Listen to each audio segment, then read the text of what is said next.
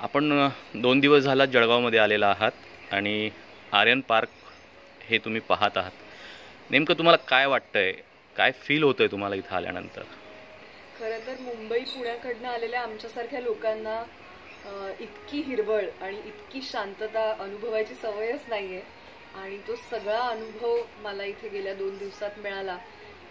गेले 2 दिवस मी इथे झाडांमध्ये फिरते आहे आणि इथल्या संस्कृतीमध्ये काय काय गोष्टी आहेत ते जाणून घ्यायचा प्रयत्न करते. जळगावला मी खरं तर याच्या आधी येऊन गेली आहे कार्यक्रमाच्या निमित्ताने, पण या वेळेला मी जे अनुभवलंय ते फार वेगळं काहीतरी आहे.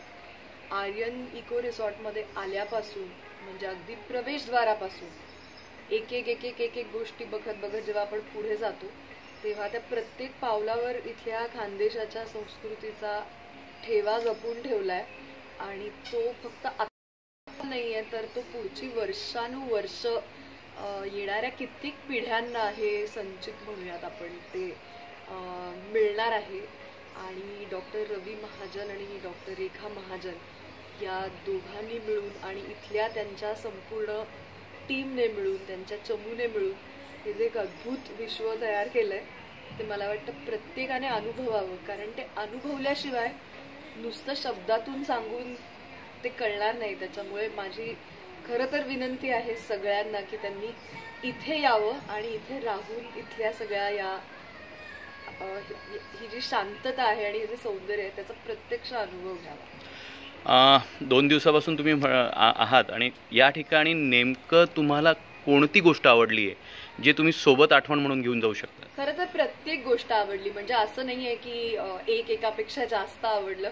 पण आता मी कविता करते म्हणून कदाचित असेल, पण मला इथलं बहिणाबाईचं गाव हे जिथं बसून आपण हे आता हा व्हिडिओ करतोय ती जागा सगळ्यात जास्त आवडली.